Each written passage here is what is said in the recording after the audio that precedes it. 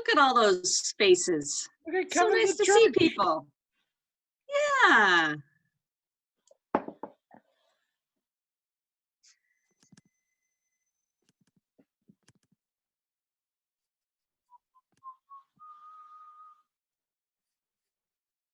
It's nice to see everybody.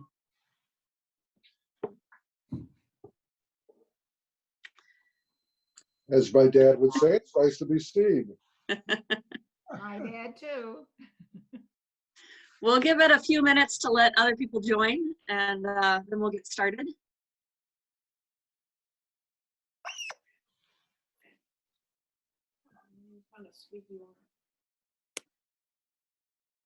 Hello, hello. Hello, can you hear us? Yes, we can. Okay. Hello from Skokie. Hello from Skokie. It's beautiful up here, is it not? Oh, It is.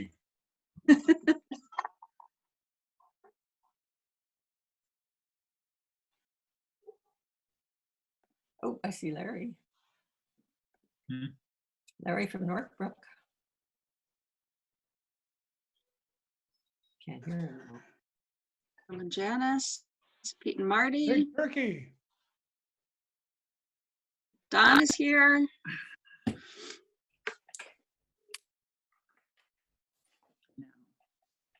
You're gonna drop that right in your lap. Got apple Kevin, crisp. Kevin, I love your background. Mothers. Well, hello, son. Get in there, Kevin. Did he hear you? I think you did. Trustees get a key. Yeah, that's true. Background, Kevin. If I click that mute, so I'm going to do something else with it. Background, super fun way. Can they see us? I can We see. can see Can see you. How do I put it in gallery mode? Up at the top on the right, there should be a button that says Gallery View, and if you click on that, Let's see, active speaker video, thumbnail video. So, top right, you say? Yeah, Top right. so hover over speaker view. I found it. 9 little there you dots. go. Right. Yep, there you go. Can you see us all now? Yeah. There you go. Ah, there. Where are they? This reminds me of all the pictures at Hogwarts, where everybody inside the picture is moving around and leaving and falling asleep. Leave it to you.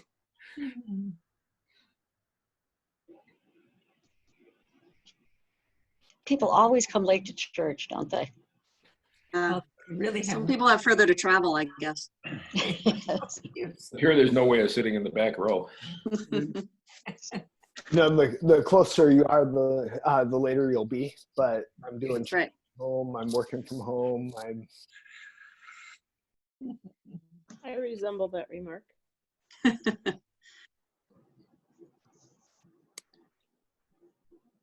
Kevin's in the back row. He's in the balcony. Right. How do you and Sue get these fun backgrounds on your Zoom calls? Well, it depends on what kind of device you're using, whether you can do it or not. But I've been doing like 3 or 4 Zoom meetings a day, so I'm becoming quite adept at changing my background. Oh. And you do that on the Zoom app, or whatever you call it? Yeah, it's in the Zoom app. Oh, On my iPad, you press the 3 little dots, and there's a drop down. You can say virtual background, and then you can pick whatever picture you want. oh. For all my meetings for work, when I was in my office a couple weeks ago, I took a picture from the perspective of my laptop of my blank office, and now that's my background. There you go. Okay. Yep, there's Karen. Don't let Governor Pritzker see that. He'll think you're going into work. Right.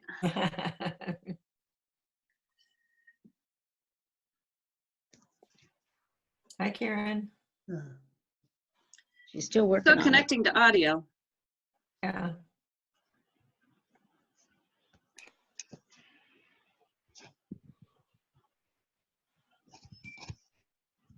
There you go. There she is. Can you hear us, Karen? Scott, I'm there twice. Or, Raise your hand if you can hear us. right, Yeah. right. Woo, on both of them. There she is. Hey, Scott, there's two of you. That's beautiful. Yeah, there are two of you. I saw Yep. that too. The treasurer, you've done all the work. You can Get an extra seat. if you want. Scott, you don't get a vote.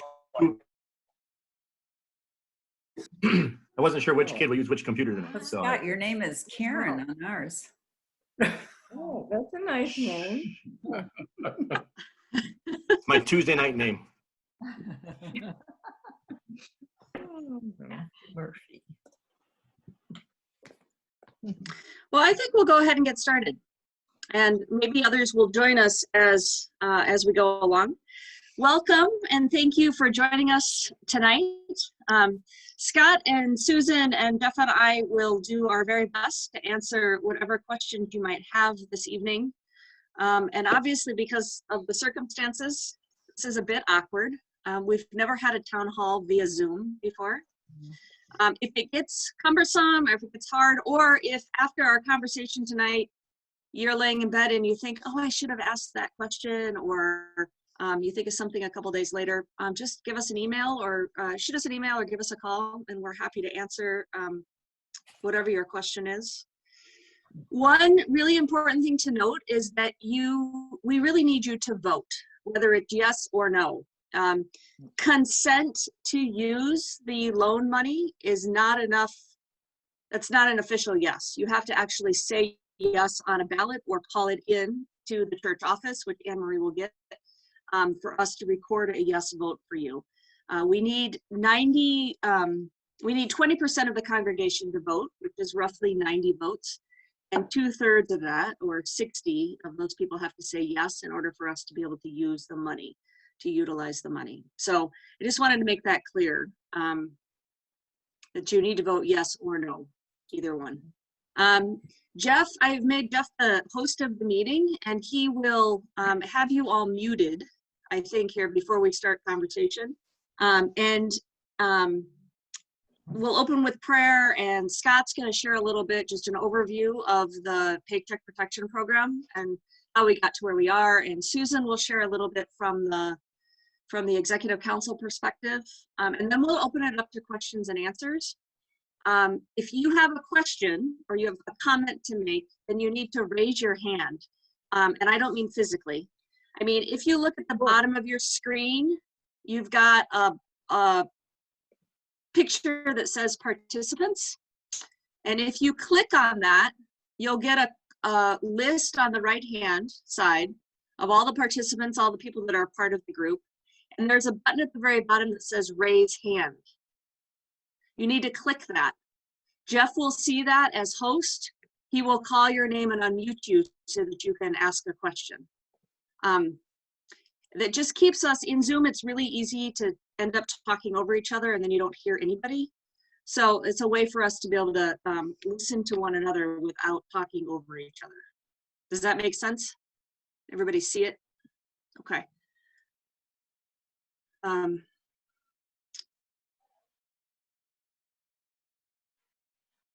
All right.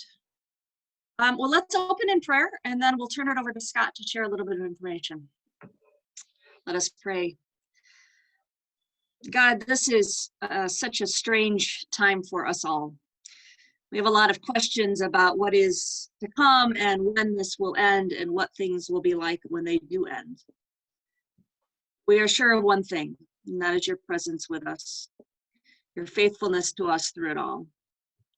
Thank you for loving us. Thank you for your generosity to us. Thank you for calling us to be your church, inside the building and outside the building. During what might be the strangest town hall meeting ever recorded at NPCC this evening, may our conversations be honoring to you. May they seek out your will amidst these strange days, and may the financial decisions that we make this week be based in the Spirit's wisdom by the Spirit's guidance. These things we pray in the name of the risen Christ. Amen. All right. Scott, take it away. Thumb up if you can hear me. So some of you, most of you can hear me at least, or a head nod, thank you. As you may have read in the letter and some of the FAQ we sent out with some information, this has been going on for about a month now, this Paycheck Protection Program that was being put out by the Small Business Administration, the SBA, although it works through banks. We checked in, we got some information from the conference and some other conference, denominational conferences that suggested look into this. And so we started looking into this to see if this is something that we could take advantage of or use, I'll say it that way, to help meet some uncertainty around what might be happening during this time. The application process asks for 2.5 months of our payroll. The intent here is to cover our payroll costs. That's what the stipulation is in the terms of the agreement, is to cover the employees you have. We've gone through and we have about 7.5 full-time equivalent employees, 5 full-time, including the preschool, and then several part-time people. So when we apply, we say we have 7 employees that are part of our protection program, full-time equivalents, they call them, FTEs. And this program is for any employer that has 500 employees or less, but we obviously qualify having 7 in the calculation.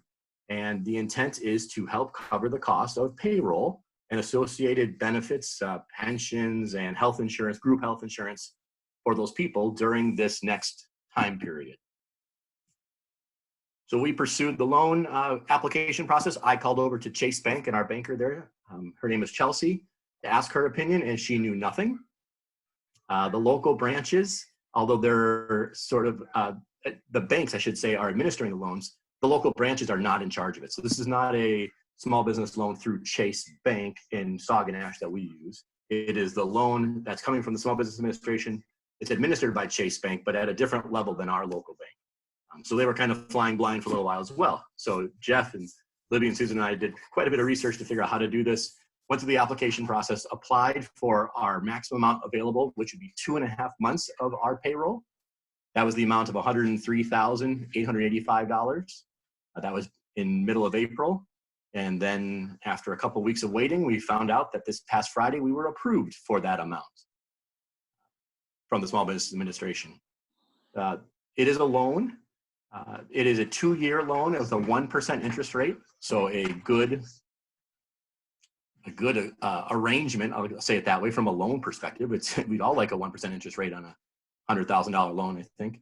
And the stipulation is that you pay it back in 2 years, although some of it can be forgiven.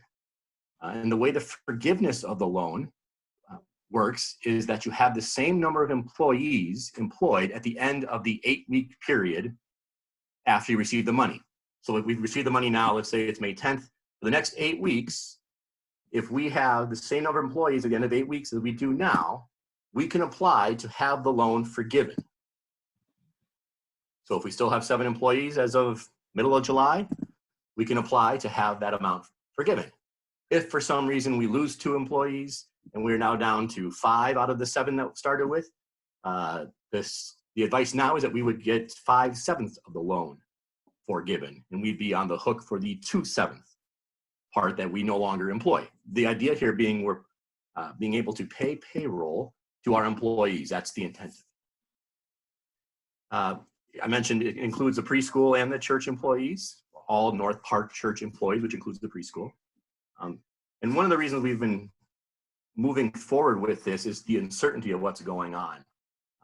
The income side of church for sure is uncertain. And there are 3 main sources of income, I'll say right now at church. One is our regular envelope giving, of which I think most of you would be in that bucket of envelope giving that I see on the screen tonight. The other one is other income from non-envelope, which would be building rental and loose offerings and the 2 flat rent. There's another one. And then the third one I'm going to say is preschool tuition.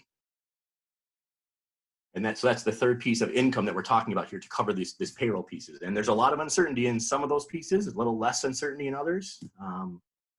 And so with that piece is why we kept moving forward with the application process and the loan. Now that we've gotten the information back and that we have been approved, it's time to make sure that we're comfortable with this and ask for your feedback and your votes in deciding if we can continue to move forward now, and if so, what will happen next. So that's a few comments. Some of that was in the FAQ, and I think I'll switch over to Susan now for a few next comments from Executive Council perspective, and we can ask some questions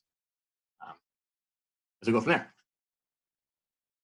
Hi, everyone. So this was originally brought to and discussed by the Executive Council at our April meeting. We had to put in the application, as Scott had said, but hadn't heard anything. And so we discussed, I guess, really whether or not we wanted to pursue the application at that point. And so we had a discussion around that and what we would do, whether we would give it back if it wasn't needed, things like that were brought up, whether we even would consider ourselves a small business in terms of this loan. And for some of the reasons that Scott has mentioned, the fact that we had the preschool and the preschool has been stopped for some time now. What we didn't know how long the quarantining would last, how long the separations would last, that type of thing. So there were so many unknowns. We discussed all this, and the overall discussion, we didn't come to a vote at that time because we really hadn't, we didn't need to at that time because we didn't have the loan or anything like that. And there was a lot of question whether we'd even get it. What ended up happening with the first round, we found out, like Scott said, that we did not get the loan. And then suddenly when they opened up more funds, we found out last Friday, indeed, that we had been selected to receive this loan. So at that point, a vote had to go out to the Executive Council, members of the Executive Council, to vote on whether or not to bring the motion to the congregation for the acceptance of this loan. We're trying, as I think Jeff had said, we're trying our best, given the circumstances, to be true to the Constitution, to be true to the and of the church, and to all the guidance that were given in the church documents, in order to be able to say we're doing the best we can given the circumstances. So this is not an ideal situation as far as how we're meeting or how we are trying to be true to the bylaws, but we're doing the best we can. And so we voted, the Executive Council voted, the majority ruled that we would bring the motion to the congregation. And I believe you guys saw the motion, and it'll be posted again, that we're going to ask you to vote on. And in terms of a motion, it too, we will admit, is a very unusual situation. It's not like we can amend the motion, which is kind of weird. You usually bring a motion forward and then it's open for discussion and amendment. In this case, we either take the loan as with its rules and regulations as stipulated by the government, or we don't take the loan. We can't say, well, we'll take the loan, but we want to change the rules by which we're going to pay it back. You can't do that. I mean, these are preset. So that's why the motion is written the way it is for your voting purposes, so that you understand that we don't get to choose. It's either a yes, no on what we have applied for, and the way that the laws are set up around that loan. So that's kind of a background about where we were at and why this is just way different than what our normal processes would be. So given that, we want to give everyone an opportunity to ask and get their questions answered as they would during a regular discussion after a motion is brought to the floor, as much as we possibly can. And so through this Zoom meeting, we're attempting to do that, to have this open discussion so people can get their questions answered, just with the understanding that we can't change the terms of the loan and we can't change the rules surrounding the loan. So it is what it is. And it's brought forward as a motion in that way. So we hope you understand, again, realizing that we've tried to be true to the rules. We've Robert's Rules doesn't allow for quarantining any place. I looked for that chapter. It doesn't exist. So we're doing the best we can here. So with that, we'll open it up, I believe, to questions. And again, we need people to raise their hands. And Jeff is going to be the king of the hand raising moderation, and we'll go from there. So I'm going to mute myself. And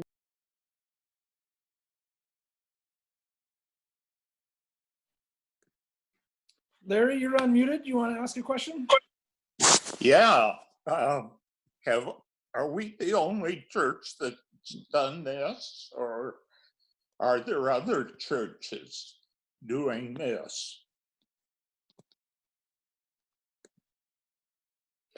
That's a hard question to answer definitively. The reason that we made the application to start with is that both the Pacific Southwest Conference and the Central Conference strongly encouraged us to make an application. So that was a direction from Covenant leadership that said, if you can, please make this request.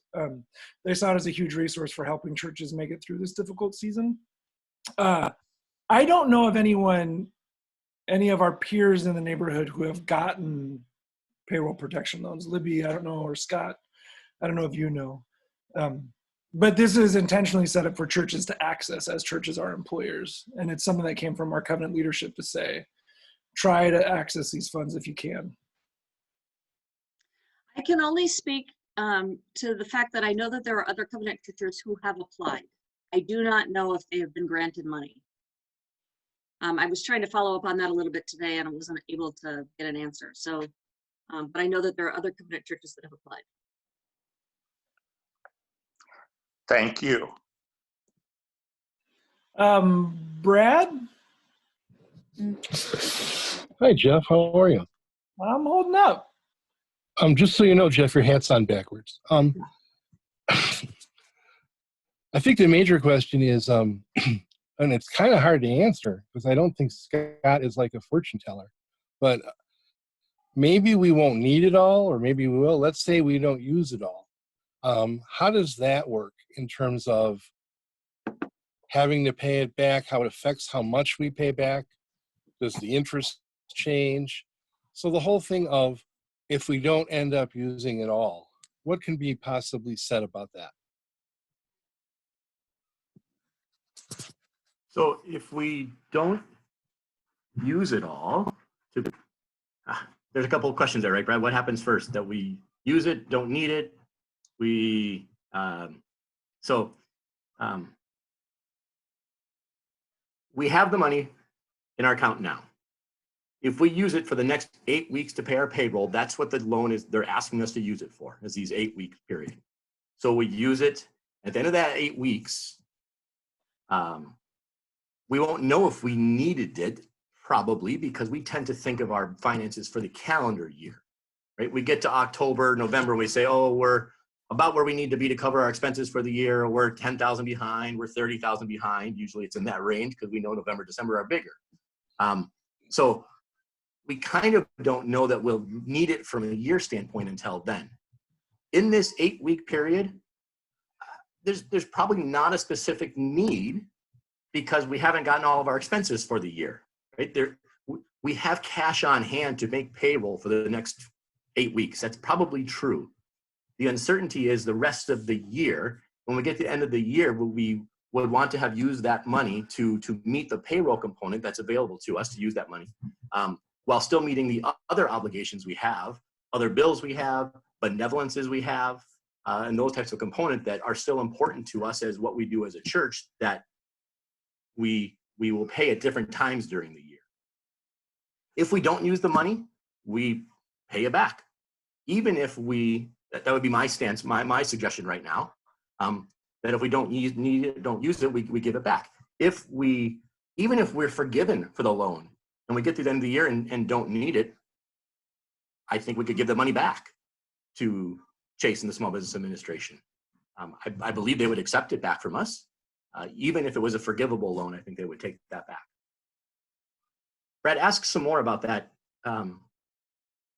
if I didn't quite answer, you want us to take that a different way? I think you're addressing it. It's the whole issue of we don't really know if it's needed or not till the end of the year. And I think you spoke to it as eloquently as possible. I would be very intentional, and Fran and I have started talking about this on the bookkeeping side, that we keep this money in a separate reserve account at church to account for all of this individually from just our regular income and our regular expense piece. Transactionally, we need to be very careful to track exactly the money we took in, account for that. Then when we use it to go out, that we also account for that. For one, we need to prove to the bank that we've used it for what we said we're going to use it for.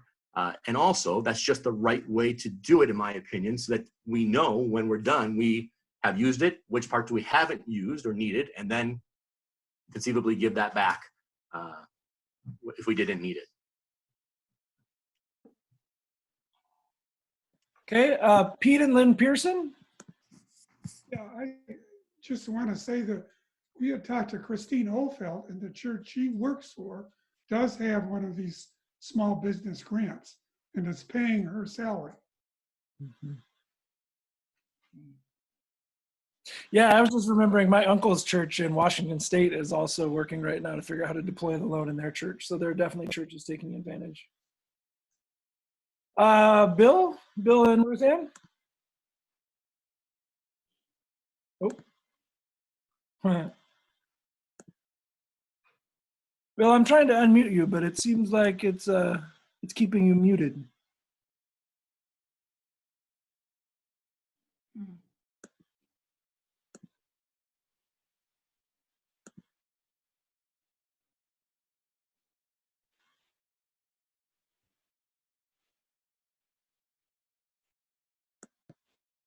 Huh.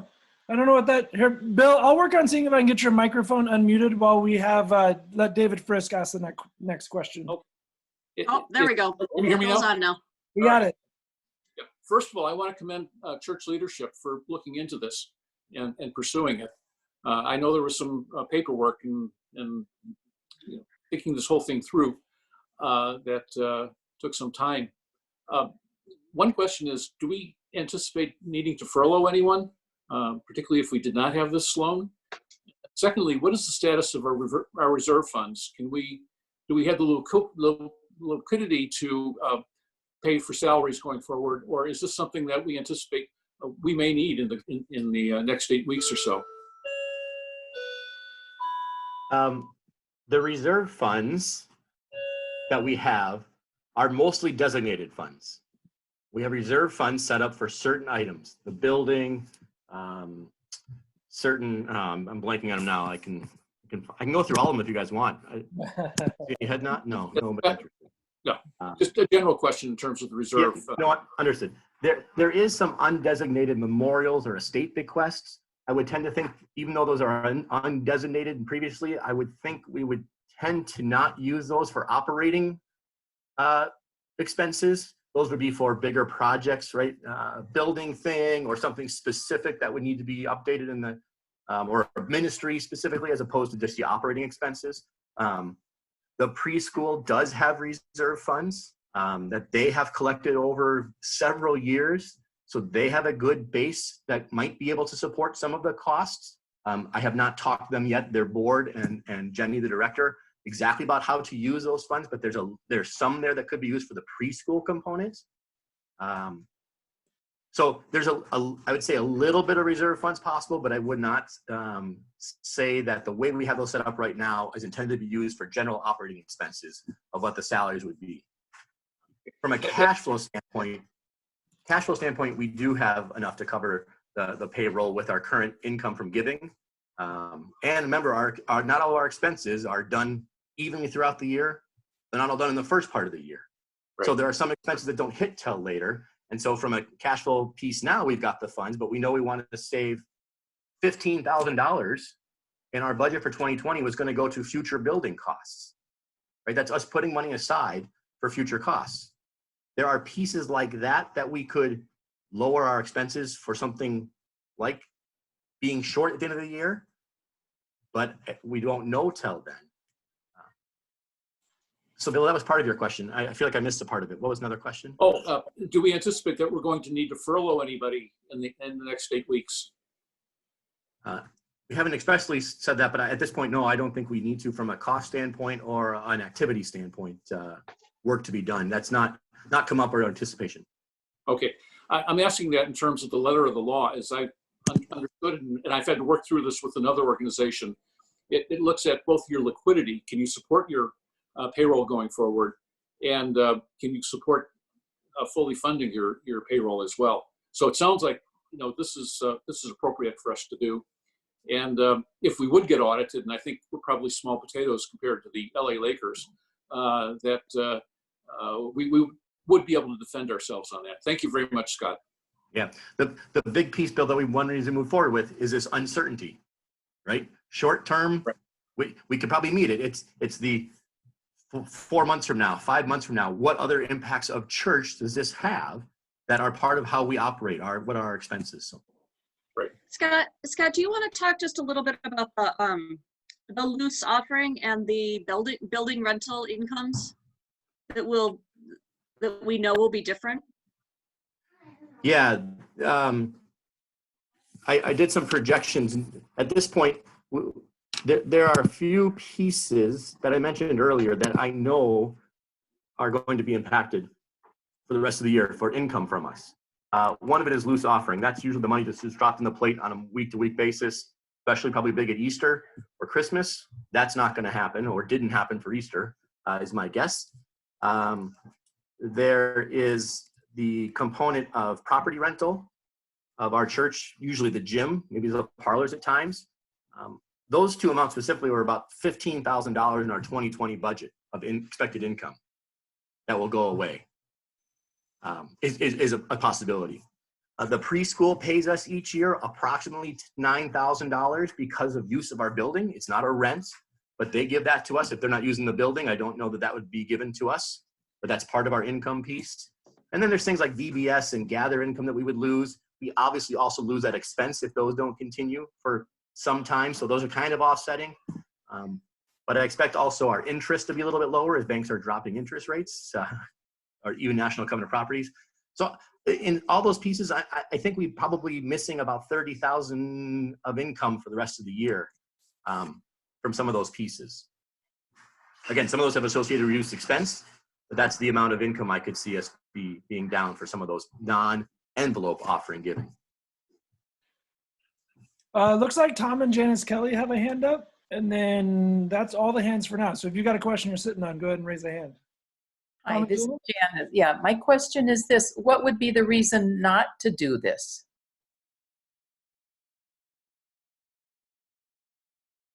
One reason would be that we are in a position right now to be able to handle the payroll. That we can make our payments for the next 8 weeks. And so the money right now is not needed. What will our income be for the rest of the year? If we feel confident that we would get income from us to cover our expenses, or be willing to make cuts to expenses, and we find out we don't need it, we wouldn't need it, and that money could be given back and then used by the Small Business Administration for the next person in line who's asked for a loan. Right. But it's not a Why wouldn't we want to do that then, Scott? I don't understand, I guess, what the question is. I get like the legal part of it, but if we take it now, we use it for our expenses. So people who are working so hard don't have to be anxious about this. If things settle down okay by September or October and we can give the money back, then why wouldn't we do that? Yeah, I think it'd be if we know we don't need it, we don't know if we need it now, and let's not take it now. But we don't know. So if there's no harm in taking it, and we find out later that we do know we didn't need it, then you just give it back. That would be our intent. Yes, it'd just be that the next person in line right now who's asking for funds to support their small business is not having our $100,000. I'm already owning it. Did you see that? Don't mean it quite that way, but there is that component that it could be going to the next person in line. Susan referenced the first round of giving, they ran out of money. all whatever hundreds of millions it was, billions it was, we didn't get the first round. We were in the second round of funding. And I don't know for sure if that's been used, but that would be a situation, Janice, where the next group wouldn't be getting that from us right now. I see. Or So from the right administration right now. the concern for us personally wouldn't be the issue, but it would mean we were taking money that we might not need for somebody who right now knows that they need that money. Is that what you're saying? Yeah, I think that would be the biggest piece that I can see. I don't not know do what that is, but I'm sure that's a situation out there. I see. I don't know. It's impossible for us to know those things. Right. Too, which is very hard. So how do you weigh that then? Right. Well, not to be flippant, but I think that's one of the reasons we're doing this work, is to weigh that together. Yeah. I know that we in leadership have talked around and around and around that one. I've also steered my comments a little bit toward the suggestion of paying it back, whether you don't use it all, give that part back, or whether we're all forgiven. If we're completely forgiven, we just keep it. We're allowed to legally. I have answered your questions so far along the lines of I don't think we would want to do that, but that's my feel right now. But we could keep it and give it away to our own benevolences or other groups. You know, we could be taking it now with the assumption we're going to use it if needed. If not, we'll give it back. But we don't have to give it back. We can just keep it and use it for the next piece. And I don't think that's a great idea, me personally, again. But it is forgiven. We've used it as forgiven, but I don't know that that's quite the feeling from the loan, in my opinion. Again, I'm sorry, I'm going a little bit Scott on you, a little bit Treasurer on you there. Yeah. So there's an ethical component to this then, would you say, or a moral one or something that goes beyond just strictly finances? Am I hearing that, or am I reading too much into it? No, I think that's how I would approach it. Some of you seem to be flinching a little bit, nodding your head with that. Yeah, Janice, I think that's a fair concern that I have. Yes. I see. Because in a way you look at it, it's like, well, that's a no-brainer. You can have this money and be a little bit more relaxed about it, and then give it back if you didn't use it. But it's the more immediate needs of neighbors and businesses and whatever else. Is that the question then? Yeah, I think so. Probably. Yeah. I think that's probably it at this point. Okay. You can mute me now then, Jeff, because that's really my question. And so I'll let somebody else talk and give us all the answer. The person in charge of morals and ethics on the group here. We'll pass over to Andy, and then Kevin will be after Andy. Thank you. Hey, everybody. Hey, Andy. So I know this was kind of discouraged in the email, but I might suggest we amend the vote in some way to say that we'll accept, but then repay if something. I don't know what that if exactly is. You know, the question of need is subjective in some ways, but I think maybe we need to come up with some parameters on what our need is before we decide to accept. And I'll just leave it at that.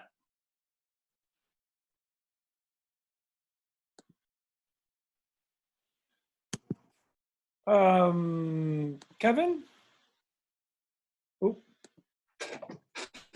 Yeah, I don't know that I'm the arbiter of what's moral or ethical, but I think you could make a philosophical argument. I'm not saying this is my position, but you could make a philosophical argument that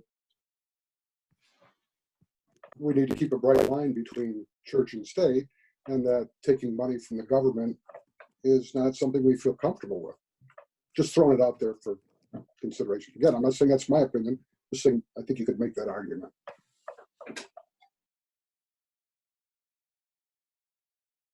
We did a little checking. There was one question we got already about does this are we beholden to the government's stance on our worship services or those type of things? Or by taking their money, is that something we should be aware of. And there's no there's information on the FAQ through the Small Business Administration saying that this loan does not require religious institutions or entities such as that to change their hiring practices or their forms of worship or things like that. It has been asked and answered that way in those information we were able to find. I think I said that quite right, Jeff. I think. Right. You maintain your autonomy as a church, even if you accept the money.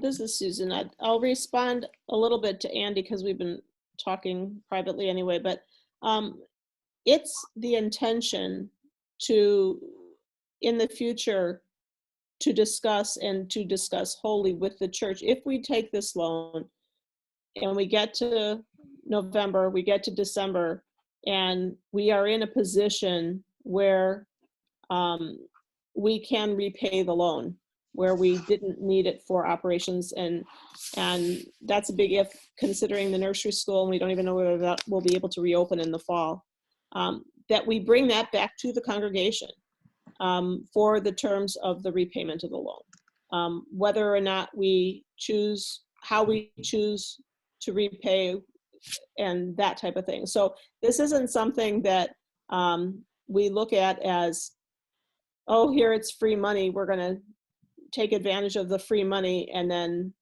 go on our merry way.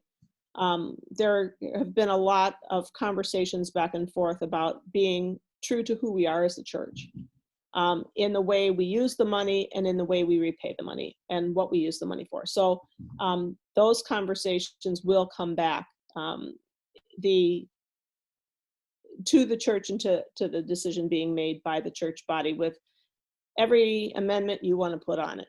That meeting might be 6 hours, but we will get that done. We might set a new record for how long of a meeting we can have, but I hope not. But yes, that is a real thing. I mean, we can't have we're living in such an unknown time right now. It's very hard to be able to predict the future on this one, and so that's what makes it so hard to be able to decide terms before we even know where we're going to be.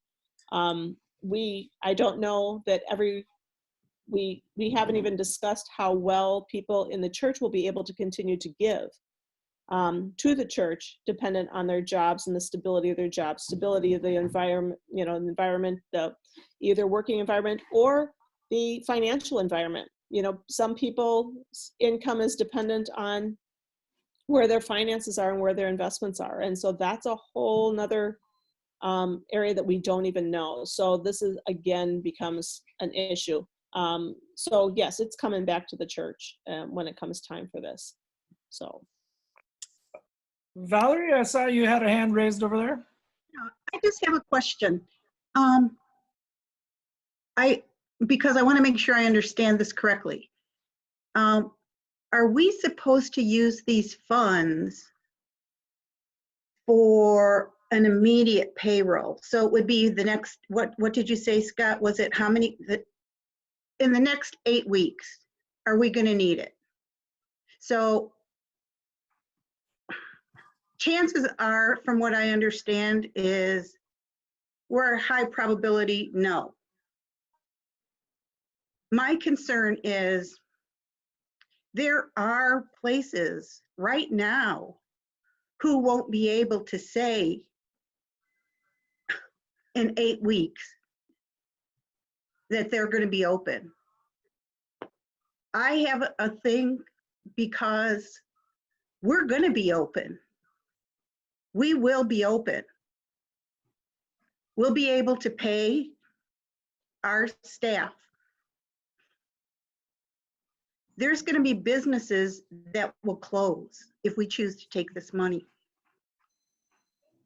There are immediate needs. We have neighbors who will lose a job, who knows when they're going to get unemployment. And we have businesses that can use this now. So for me, when I hear us say, maybe down the road it would come in handy, this is an immediate need And it does something to me to say, we'll wait. We can do this. We can do this. And I'm sorry, I'll say it again, but there's somebody else who can't do it. We've got a lot of small businesses that are closing up. That's the hard part for me.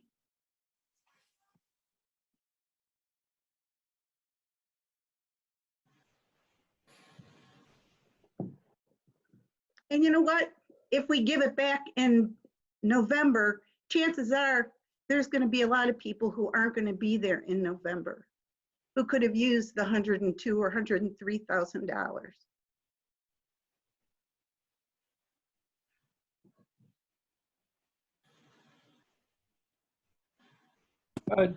Doug, you've got the next hand in the queue.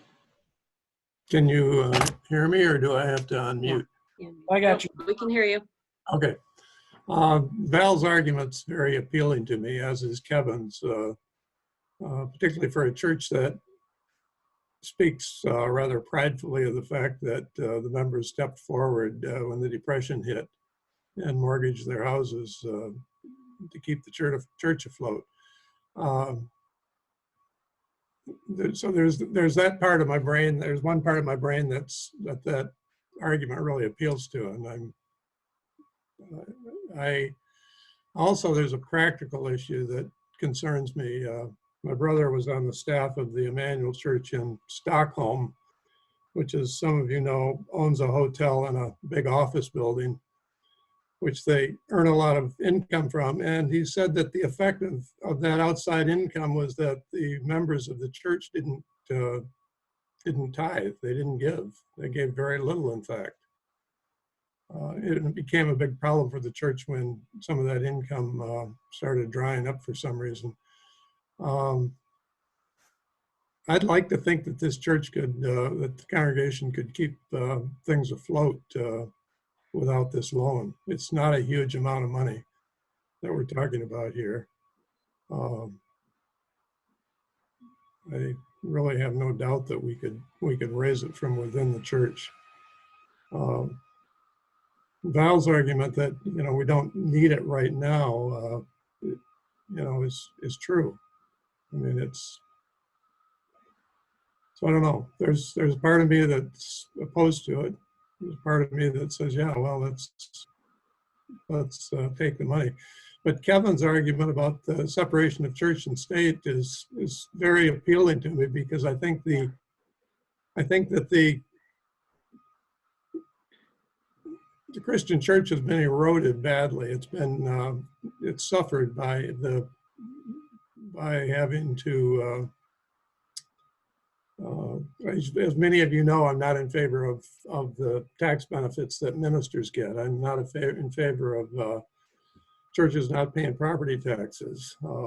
We become very beholden to government, and it undercuts our ability to speak to significant issues in society because of that. From time to time, the Congress has used that as the loss of some of our tax exemptions as a way of manipulating the church. So I'm philosophically opposed to taking money from the government when it comes right down to it. So as of right now, I don't know how I would vote on this issue. That's about it, Jeff. Lynn and Pete, I see you got your hand up again. Well, it's interesting to hear all the different views. I'm going to surprisingly go out on a limb. I was responding to what Janice Kelly was saying, and I think this crisis has taught us that we need to work together, and that's going to be one of the results coming through this crisis, that everyone's going to work together. And I think the government depends on faith-based organizations to do a lot of things, and we contribute a lot to society. And so I trust that we can use this money. We can say that some of the institutions that have gotten the money, the companies that have gotten the money, have not needed it, and they've gone ahead and taken it. I think we take it now and use it for salaries in the next 8 weeks, like the rule said we should. that if the end of the year we decide that we made it through the year, we could give that money back, or I trust that we can use that money for good in a way that the government maybe can't, and that I trust that our church can use that $103,000 to give to the pantry or to give to some people that need it in a way that maybe giving it back to the Small Business Administration that has already given it to Shake Shack and the Lakers and who knows who else, that, you know, I would like to trust and say that we'll cooperate and make this world a better place. Jeff, I want to add just a quick comment on the cash flow piece now. And Lynn, I didn't mean to cut you off if you weren't done. No, I'm done. Okay. The cash flow situation now is, I say we have cash flow to cover our expenses, but if you look at the March giving, we have more expenses than income, right? This is the normal flow of church during the year. The expenses are sort of expected to be evenly. Our income is not even. It moves around. And so at any one time, we are in a sort of a negative cash flow position in terms of our expenses being more than our income. When we get to the end of the year, the income comes back up in December, as we've seen many times. And so we end up meeting almost always at expense, but it ends up being at the end of the year. So I don't want to say we're sitting on, 20,000 of cash is waiting to be spent. We have money in the bank to meet payroll. But our expenses are still more than our income right now, about the same as it is every other year before this. So I want to be clear about that in terms of the timing of our expenses and income. Dave Frisk? Yeah, if we were to not accept it now for whatever argument, whether we think it's because we don't need it now for the immediate 8 weeks or whatever, if we like give back that offer and say no thanks, does that exclude us from reapplying from future offers if there's a 4th, 5th, 6th round of give outs? Well, if you don't decide at the end of the year. I don't know the answer to that. In our current loan application, we had to identify if we've accepted other, there's an EIDL, another loan process piece. We had to identify if we've ever done that before or have other loans currently in place. Would you answer no, that we haven't? So I don't know if we had said yes, that would have precluded us, David, or if it would preclude us from future ones. I don't know the answer to that. Okay, thanks.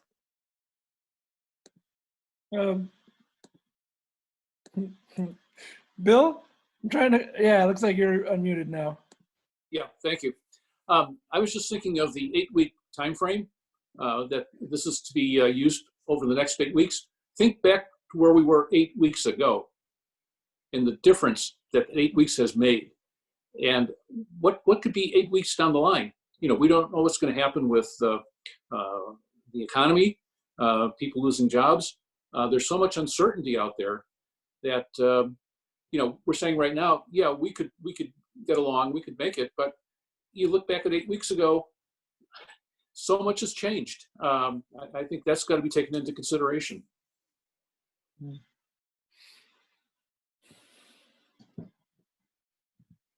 Yeah.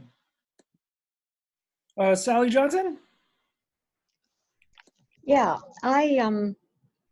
when I was reading about the materials about this and so on, the sense I had about it was that this may well be a way that God, in fact, is providing some resources that we, to some extent, need or are concerned that we may need.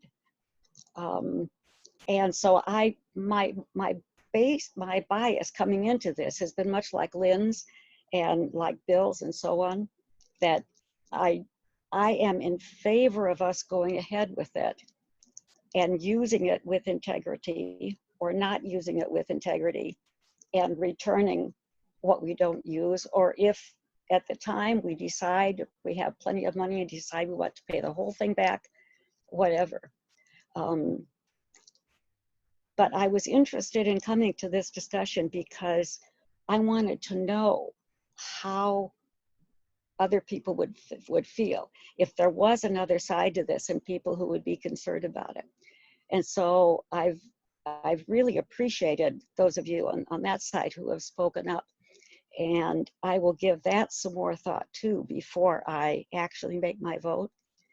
But I do think realistically, if we take advantage of this and use it as we need it, return it as we can, I am not seeing anything that in my evaluation holds us back from that. And I think given how fast the money went in the first round of this, I think no matter when we return our money or however much of it we return, there are going to be people who desperately need it then. So it's not like we are forever taking money out of the hands of other people. It's so hard to know who may be waiting at the moment and who might be waiting in November or December. But I think the need is going to be just as great for other churches or businesses at that point as it is now. So that's where I stand on it at this point.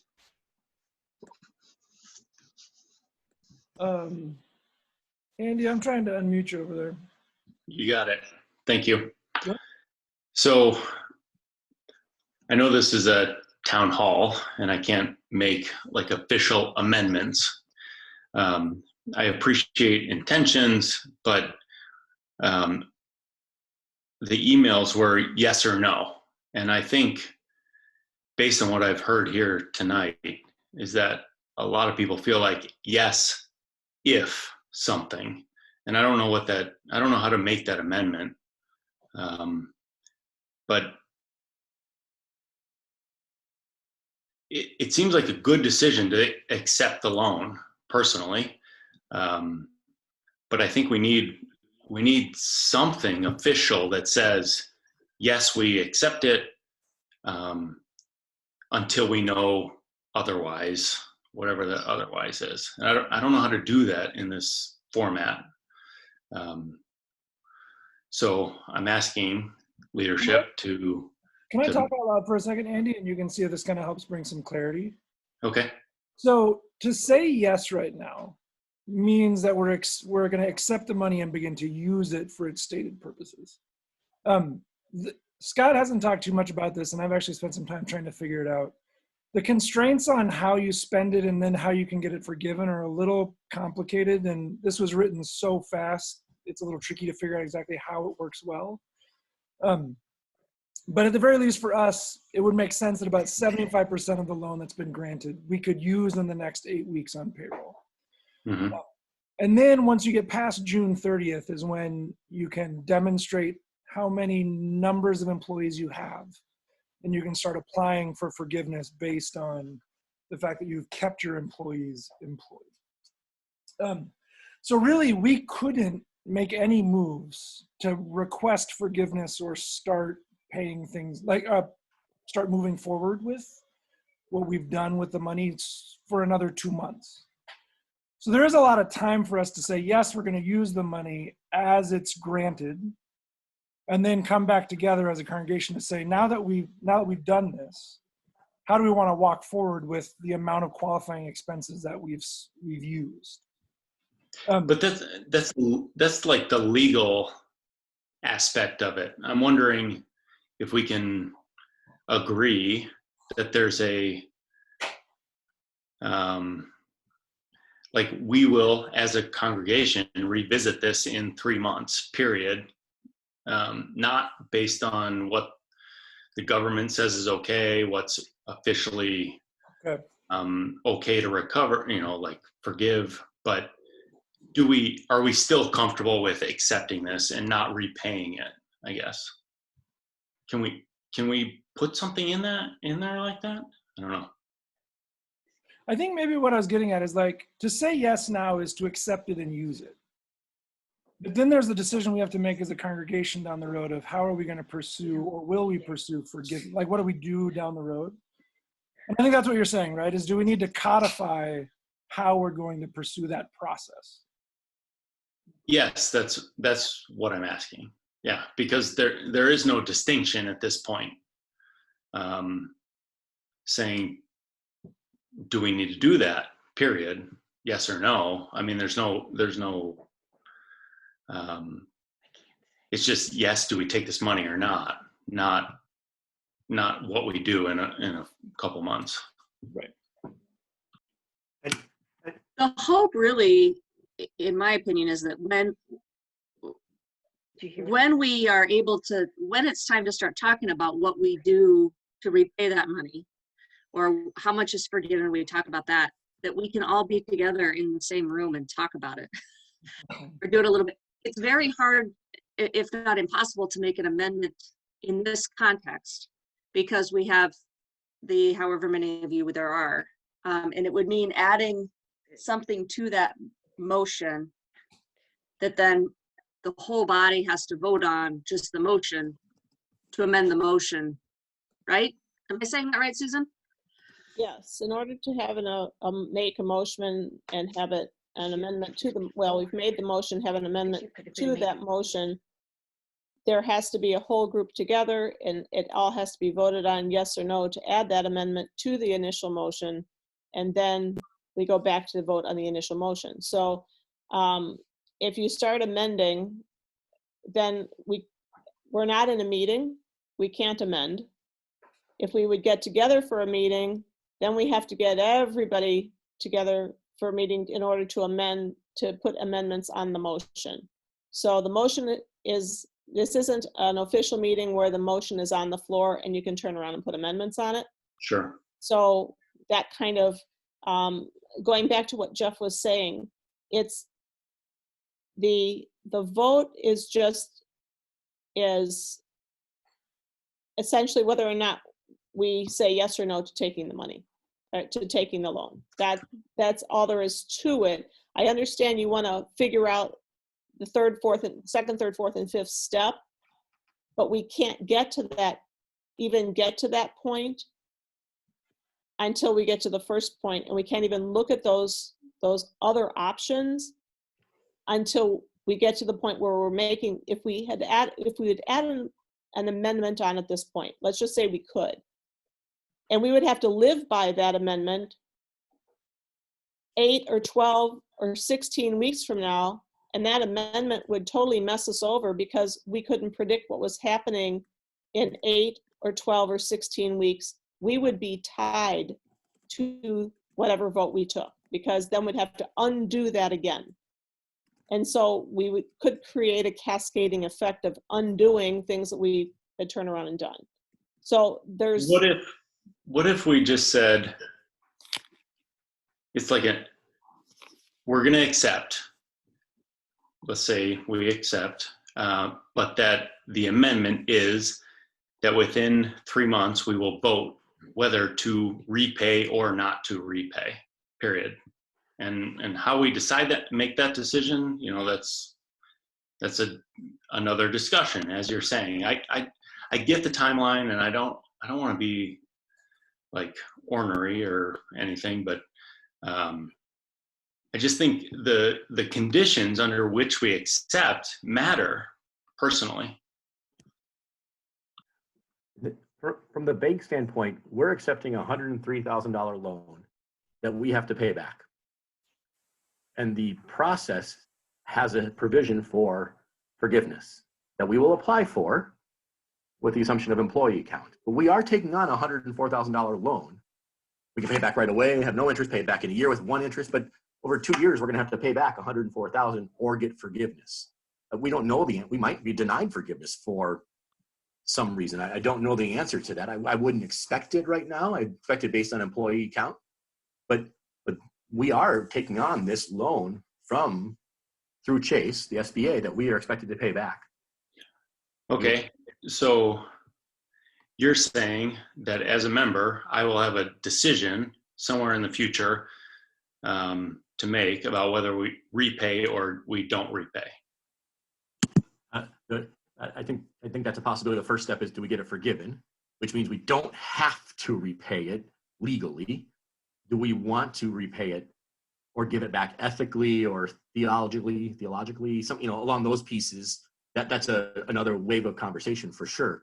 But we are expected to pay it back till we get forgiveness. We would apply for forgiveness, and yes, I'm asking we would have to talk about that in the next steps, I think, as Susan alluded to. Sorry, I got a little my thought there. But Andy, I think the assurance, I think you have the assurance that when we apply for forgiveness, that the congregation will be made aware of that. The congregation will be made aware of what is forgiven and what has not been forgiven. And based on the information that we have, we will have a conversation about, so what do we do next? Okay. It's been forgiven. Do we pay it back? What do we have left? We have that conversation and a vote. Okay. That's all I'm asking, really. Yeah. I think I speak for all of us when I say we wouldn't make those decisions without consulting the congregation first. Okay. Okay, we are at 8:07, which means we got a little less than 10 minutes to kind of close up tonight's conversation. Oh, crud, someone had a hand up and I was about to call on them, but then they just put their hand away. So if anyone has a last question or two, now's the time to ask. Brad, I've got your mic open. Yeah, I think Libby said it very well. I think at this point, it just comes down to a little bit of trust of our leadership that this is coming back to us if it were to pass. And I believe, listen to and Scott very carefully, that if this were to pass, it's coming back to us. Want to nod your head, Susan and Libby? Yes. So I guess that's good enough for me in a world where we can't do amendments. It's understood amendment that as the year unfolds and finances become clear, there will come a moment in time, if this should pass, where further decisions will be needed by the congregation. And I trust that that meeting will happen. Thank you. From my perspective, you have to realize that all of you collectively are a lot smarter than any of us. And all of you have all that wisdom to add into this, and we're counting on that when it comes to any decisions that we make, whether it's this one or in the future, other decisions that we're making. So believe me, if it's going to come back. Any decision would definitely come back because you're the church. It's not the executive council. You guys are the church. And so we trust that it's going to be the church making the decisions for this vote and for any future vote having to do with this money.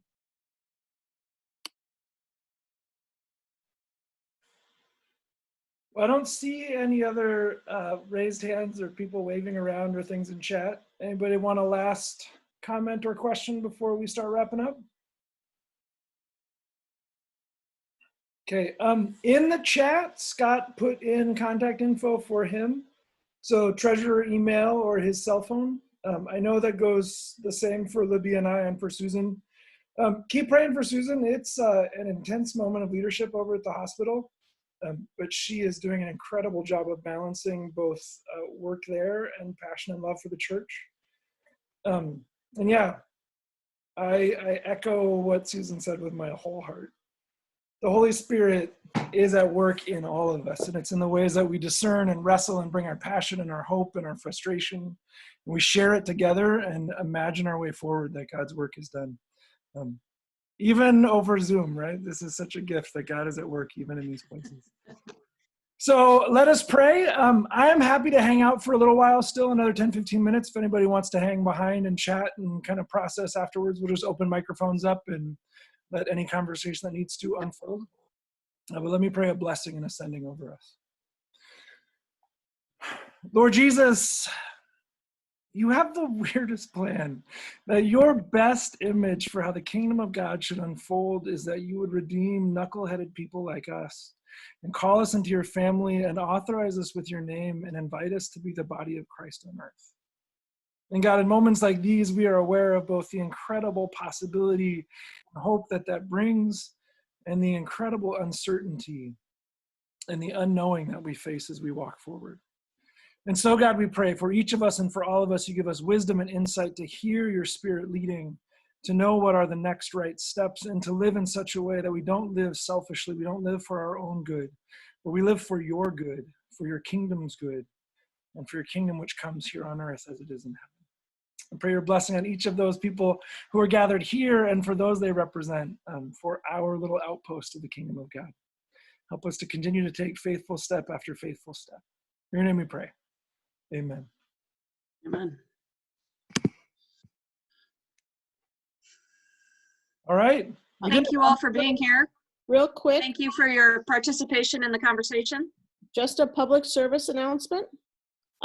If you are aware of people who need to be tested, people who are ill in the area, please get them, encourage them. The hospital has a tent open where people can come. If they don't have a physician, we will get them one. We will get them an order.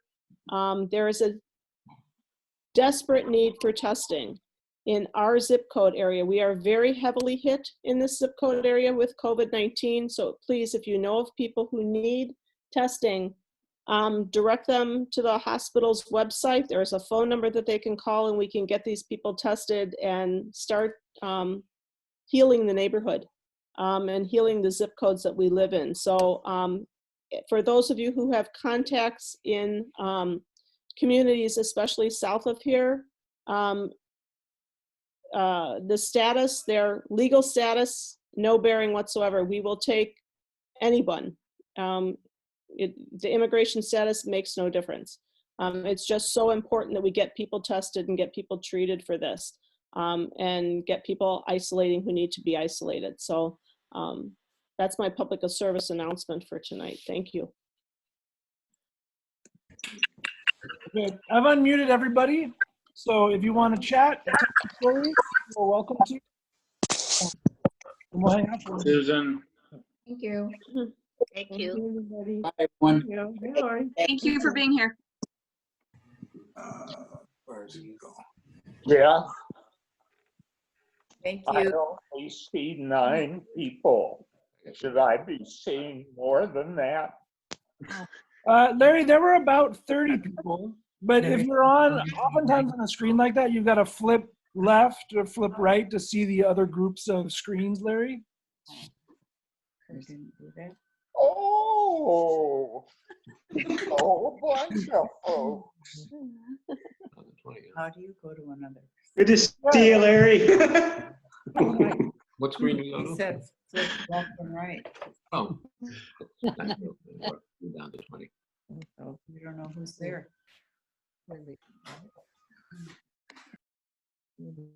Karen, how you holding up? 17. 17. Don't worry, Larry. There was no one on page 3 you care about. Open, I see You those. just missed seeing Jim Meyer falling asleep in his hand. Oh, it's been a guy. That's not how it's gonna go. Oh, there's Jim Meyer. Who is Scott too? Scott's on there twice. I had 2 computers going. Okay. Oh, Is there a technical reason, Scott, for having 2 computers, or were you just because you could? Well, so usually I set up in my dining room for work, but there was soccer practice in there tonight. I moved into our little office area and have most of my work on this computer, most of my spreadsheets and such. So I wanted that, but I wanted to keep it separate from the video in case there's no real good reason. Okay. I mean, we're reaching the phase of Zoom meetings where you do things just to be entertaining at this point. Yeah. I'm gonna go. Okay. Say goodnight to me. It's good to see your faces. Is this anybody's first Zoom meeting? Nope. Yep. Is it your last? Oh no. I wish. We do a family Zoom meeting about 3 times a week, and with our kids and their boyfriends, and